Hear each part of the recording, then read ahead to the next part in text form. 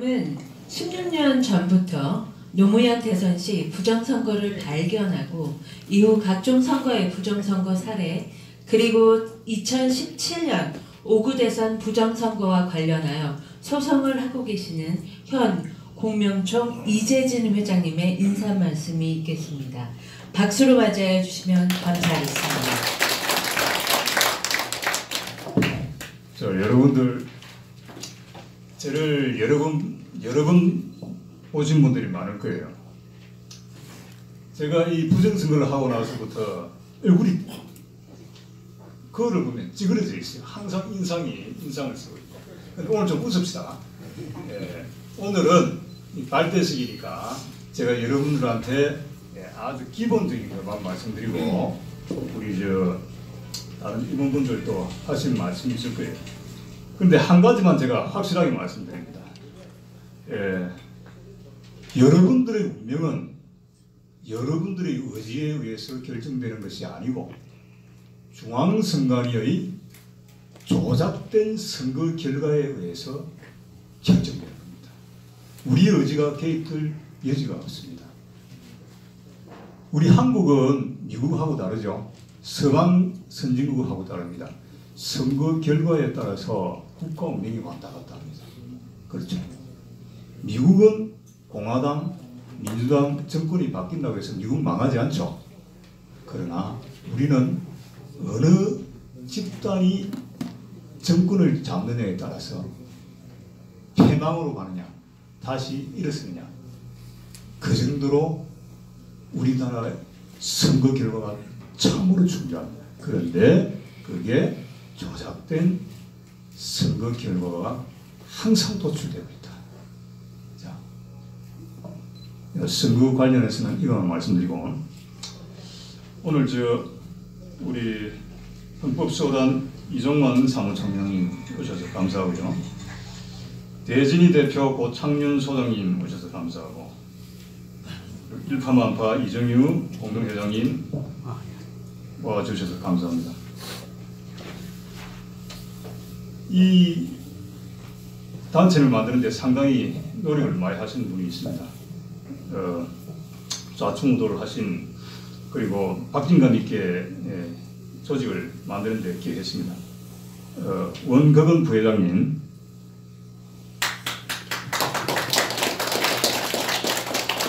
그리고 순국선열 숙무회 상임 공동대표이신 조대용 강사님, 어디 계십니까?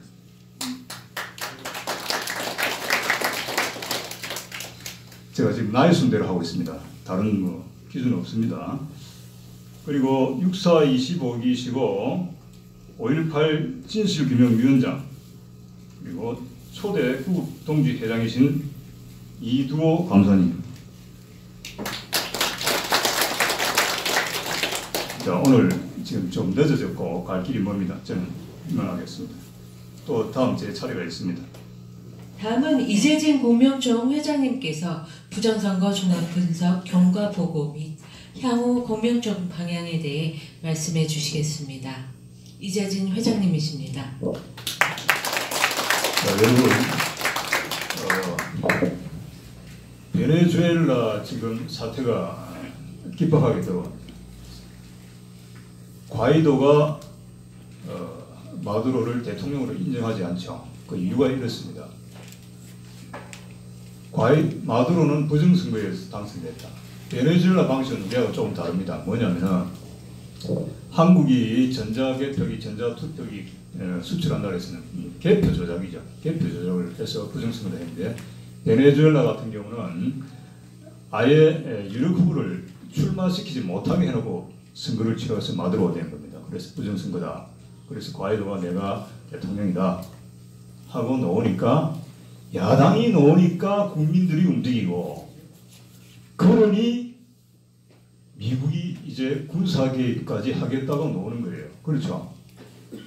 뭐냐면은 야당이 나서야 되는 겁니다. 부정선거는 야당이 나서야 돼요. 야당이 나서. 지금 보십시오. 제가 16년 이 집 하고 돌아다니는데 제도는 좀 고쳤어요. 중앙선관위가 핵심을 찌르니까 고칠 수밖에 없죠. 그러나 큰 변혁은 야당이 나서야 됩니다. 야당이 안 나서면요 아무 소용 없습니다. 지금 그러니까 결국 우리가 야당을 움직여야 됩니다. 부정선거는 재밌는 이야기가 있습니다. 이때가 좀 지루한 감도 있고 한데 부정선거가 이루어지려면 아주 여러 가지가 종합적으로 움직여야 됩니다. 영화를 종합예술이라고 하죠. 부정선거도 종합예술입니다. 여러분 언론, 검찰, 사법부 다 같이 움직여야 됩니다. 그것이 적나라하게 나타난 사건이 뭐냐 하면은 노무현이가 부정선거로 당선되기까지의 과정입니다. 자, 노무현이가 민주당 대선 후보가 될 때부터가 재밌습니다. 인재가 되리라 생각했죠. 그 당시에. 그런데 노무현이가 민주당 대선 후보로 되는 과정에서 무엇이 작용했냐면 여론조사가 경선 후보의 결정하는 요소로 나오죠. 여론조사. 그 다음에 두 가지가 또 두 문제가 전자투표입니다. 인재 그때 하나갑이 노무현 이래 놓을 때 다 노무현은 무명인사였어요. 전두환 대통령 청문할 때 집어 던지면 그런 식으로 반짝한 건 또라이 같은 친구인데 이 친구를 민주당 대선 후보로 만들게 한 것이 여론조사입니다. 여론조사 얼마나 장난치죠? 장난치는 거예요. 이거는 지멋대로입니다. 그 다음 전자투표기 그때 장난쳤습니다. 전자투표기가 개입한다. 그러면서 노무현 대통령 됐는데 대통령 후보 됐죠. 그 다음에 이게 있습니다. 노무현이가 대통령이 당선이 되고 나서 국정원 양심선이라는 게 나왔습니다. 기억하십니까? 국정원 양심선은 나와서 재검표를 했습니다. 국정원 양심선이 뭐냐면 19명의 국정원 직원이 우리가 개표 조작에 개입했다. 이래서 벌컥 뒤집혀서 재검표합니다. 그래서 막 시끄러지고 데모하고 난리 쳤습니다. 그때부터 제가 뛰어다닌 거예요. 그런데 중요한 게 있습니다. 이게 저는 이렇게 표현합니다. 선거 부정과 집단 학살. 노무현이가 당선됐는데 그 다음에 험난합니다. 부정이다 뭐다 시끄러우니까 세월호 아시죠? 세월호는 물에 빠져 사람들 수장시켜 죽인 거죠. 불에 태워서 죽인 사건이 있습니다. 노무현이가 2003년 2월 25일 날 대통령 취임합니다. 일주일 전에 불이 나서 사람이 엄청나게 죽었습니다. 언제였습니까? 대구 지하철에서. 일주일 전에 부정선거가 사무칩니다. 그 다음에 노무현이가 대통령이 돼요. 정권을 잡아서 가봅니다. 자, 그래서 나는 1년의 과정이 노무현이가 민주당 후보가 되는 과정부터 그 다음에 대통령 취임하기까지 그 과정이 부정선거의 모든 것이 함축되어 있는 겁니다. 선거 부정을 저지르고 집단 사람이 죽어.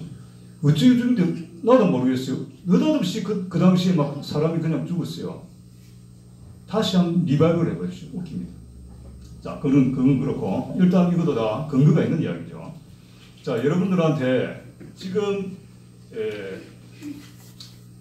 중요한 게 이겁니다. 여백이 있는 거냐 없는 거냐, 그죠? 여백이 이게 왜 나오는가 하면 이렇습니다. 저 투표용지 한 장만 주실래요?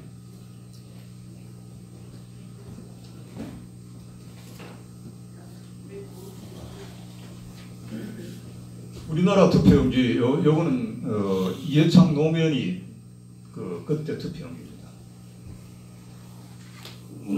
자, 요거 보십시오. 이게 뭐냐면 대만 투표용지입니다. 보이죠? 이쪽 한번 비춰봅시다. 기표 1, 2, 3 이렇게 투표용지 굉장히 크죠? 이게 투표용지 한 장입니다. 한 장이고 여기 보시면은 1번, 2번 사이에 여백이 있죠? 우리나라 투표용지가 여백이 이래 있고 없고가 이래 놓은 게 이유가 있습니다. 이유가 뭔가 하니까 제가 이 부정선거를 하면서 국회의원들한테 엄청나게 내용증을 보냅니다. 전원에게 다 보냅니다. 300명에게 보냅니다. 그래서 투표 용지 투표 개선안으로 대만 투표용지를 내가 보냈습니다. 그때 보낸 거예요. 뭐냐면은 이 여백이 있고 크기 때문에 여백이 있으면은 사표가 줄어들죠. 무효투표가 줄어듭니다. 이걸 내가 보냈더니 이놈들이 중앙선관위가 부정선거란데 이용한 거예요. 그런데 결국 두 가지 투표용지가 검증할 수가 있습니다. 뭐냐면은 요게 포커스 맞춰주십시오. 제19대 대통령 선거 장비 해수 계획이라고 있습니다. 제가 문재인이 부정선거 때문에 소송을 낸 당사자입니다. 그러면 소송이 들어가면 어떻게 되느냐 하면은 투표지 포함해서 모든 장비들을 보관을 해야 됩니다. 만약에 소송 들어올 경우를 대비해서 한 달은 보관해둬야 됩니다. 그럼 소송이 들어갔죠? 그러면은 보관해둬야 된단 말이에요. 왜 그러냐? 여러분들이 말한 사전투표용지, 사전투표용지는 투표지 발급기라는 데서 출력을 하죠.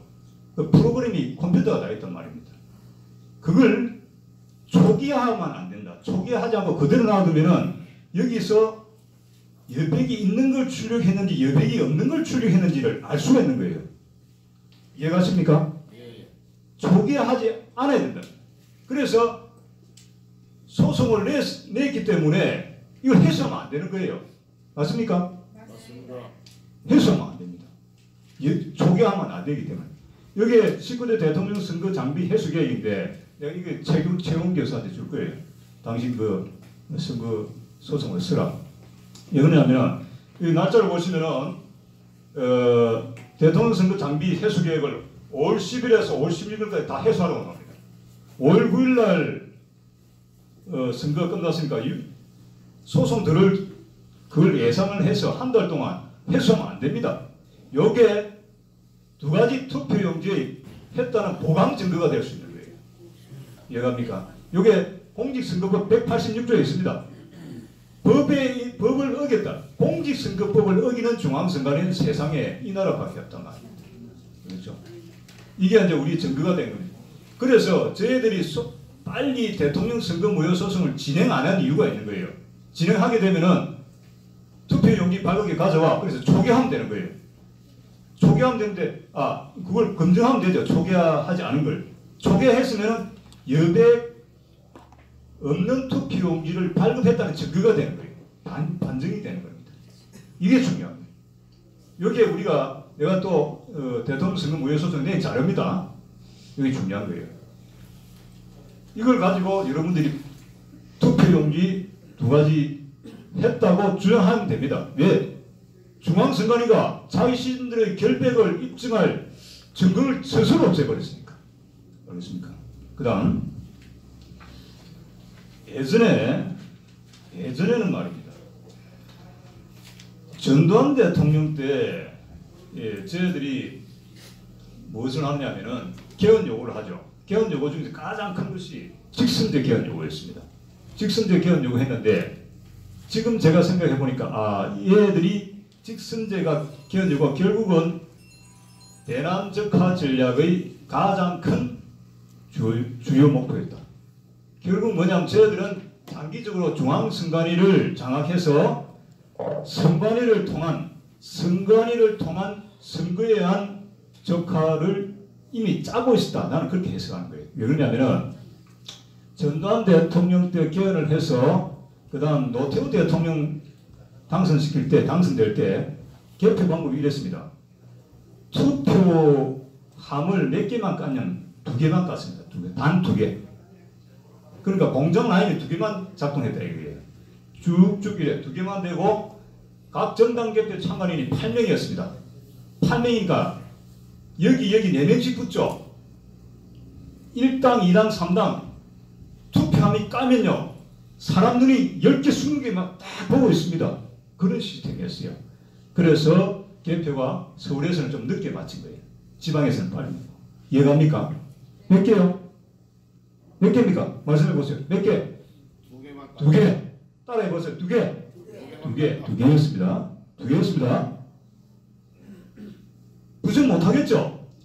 투표 하나 까는데 사람들이 10개, 20개인데 어떻게 부정을 하겠습니까? 지금 어떻게 하는 줄 압니까? 자, 한 사람 와서 도와주세요.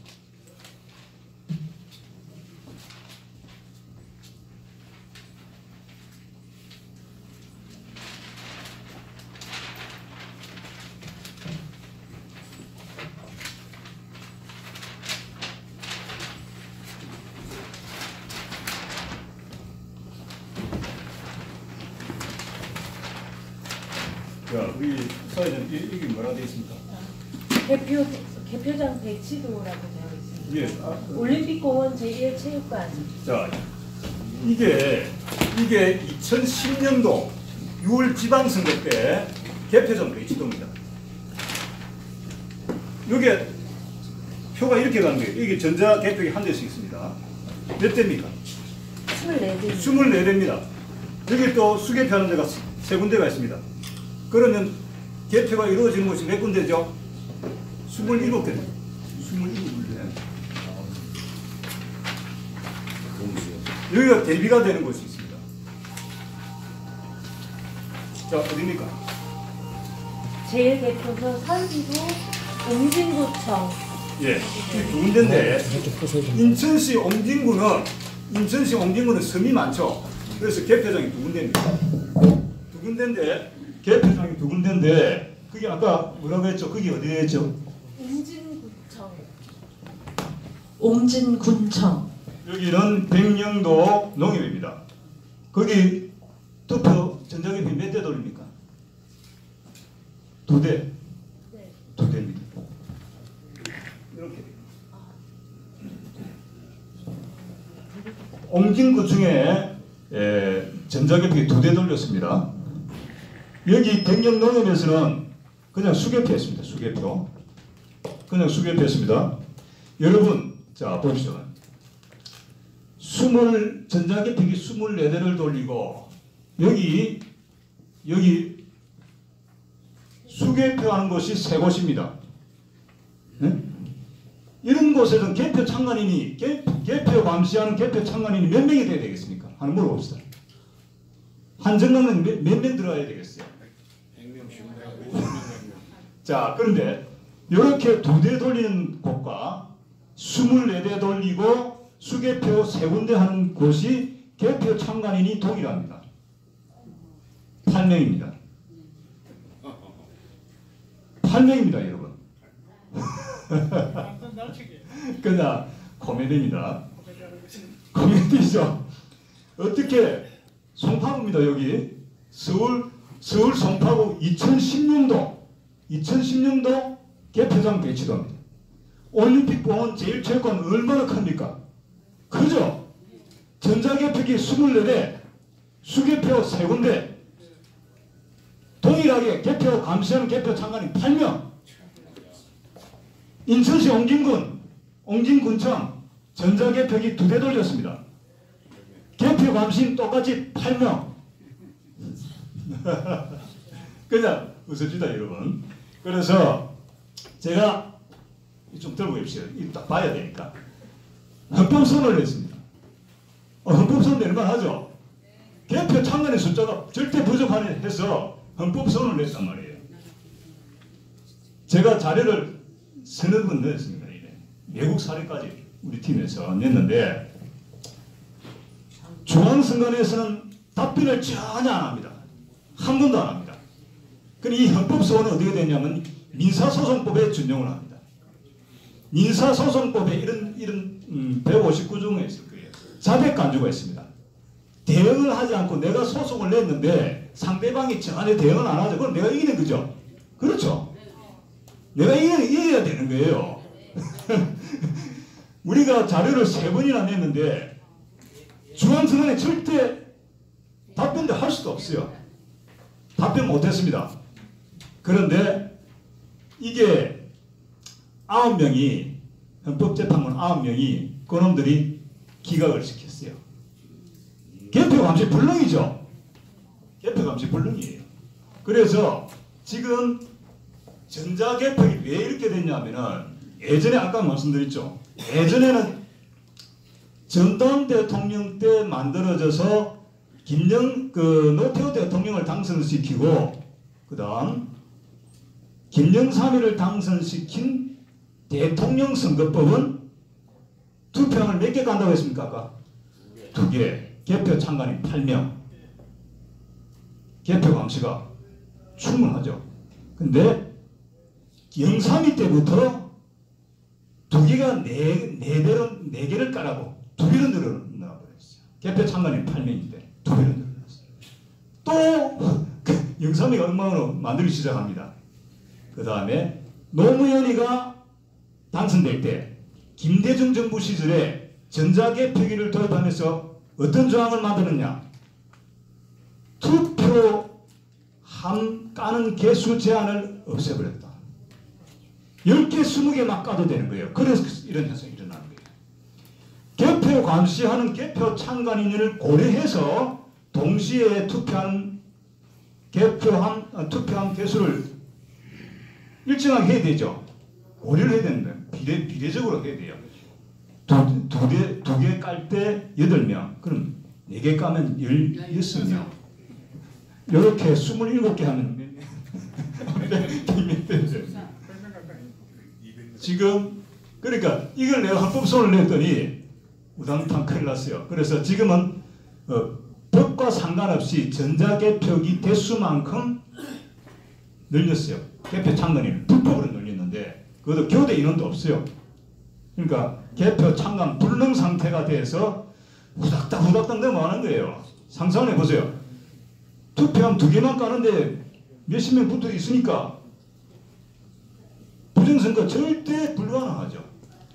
그래서 지금 결국은 부정선거는 뭐냐? 공직선거법에 의한 부정인데 이 지금 한국의 공직선거법은 부정선거를 가능하게 하는 법이다. 법이 그렇게 얘기합니다. 이게 민주화 세력이라는 놈들이 정권을 잡고 나서부터 부정이 가능한 법으로 만들어 온 겁니다. 알겠습니까? 그러니까 어디 가서 말할 때 노태우 대통령이 당선될 때 가장 공정하고 부정이 불가능한 수개표였다. 그 다음부터 소위 민주화 세력들이 정권을 잡고 나서부터의 선거는 개표 부정이 가능한 용이한 법으로 바뀌었다. 이렇게 말하셔도 됩니다. 내가 다 책임집니다. 민주화 세력이라는 말 앞으로 쓰지 맙시다. 알겠죠? 그러니까 그 새끼들이 아주 나쁜 놈들이에요. 그러니까 결국은 중앙선관위는 대한민국 적화의 전위부대다. 법이 다 말해주고 있습니다. 이럴 때 박수를 한번 쳐야죠. 저는 증거와 본디로 이때까지 16년 동안 상황을 살았습니다. 그러니까 저 믿으셔도 됩니다. 나중에 우리 홈페이지에 다 자료를 올리겠습니다. 일단은 여기까지입니다.